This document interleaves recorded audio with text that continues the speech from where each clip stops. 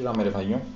जैसा कि आप सभी जानते हैं कि इस दौर में जो ये कोरोना का चल रहा है, इसमें काफ़ी सारे देश जो हैं वो जूझ रहे हैं। और इसमें कुछ लोग ये सवाल उठा रहे हैं कि भारत की जो नीति है वह सही नहीं है, इस योजना को और भी पहले लागू करना चाहिए था। तो मेरे भाइयों, मैं कुछ एक रिसर्च लेके आया हूँ आपके सामने। जैसा कि आप सभी जानते हैं कि जो हमारे देश की आबादी है वह दुनिया में दूसरे नंबर पर आती है। अब मैं आपको कुछ ऐसी चीज़ें बताने वाला हूँ, ज़रा ध्यान दे के सुनिएगा। अपने देश में जो झारखंड राज्य है उसकी जो आबादी है वह क्यूबा एक देश पड़ता है उसके बराबर है।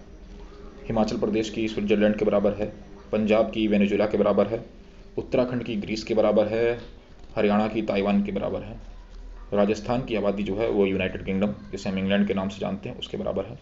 गुजरात की साउथ अफ्रीका के बराबर है। महाराष्ट्र की मैक्सिको के बराबर है। कर्नाटका की इटली के बराबर है। केरला की इराक के बराबर है। तमिलनाडु की तुर्की के बराबर है।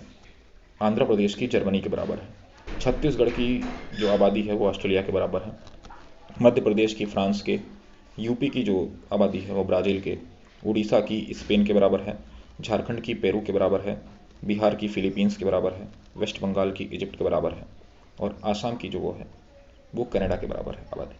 अब मेरे भाइयों, आप अगर इन देशों की जो वहाँ पे कोरोना से पीड़ित लोग पाए गए हैं उनकी आबादी इस राज्यों की आबादी से अगर मिलाएंगे तो आपको यह फ़र्क साफ दिख जाएगा कि क्या इस सरकार की नीतियाँ सही नहीं थीं। क्या हम लोग इस कोरोना को रोकने में सक्षम नहीं हुए हैं। मेरे भाइयों, जहाँ इस पूरी दुनिया में काफ़ी सारे लोग इस महामारी से जूझ रहे हैं, वहाँ भारत में बहुत ही कम केस देखने को मिले हैं अगर आप आबादी के आधार पर तुलना करेंगे। मेरा यह कहना नहीं है कि इस बीमारी से हमें डरना नहीं चाहिए।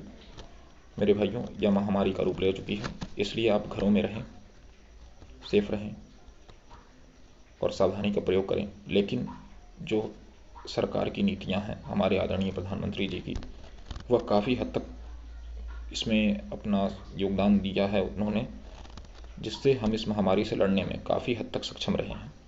यह आप सोचिएगा ज़रूर और इन आंकड़ों को एक बार आप मिला लें, जिससे आप खुद समझ जाएंगे।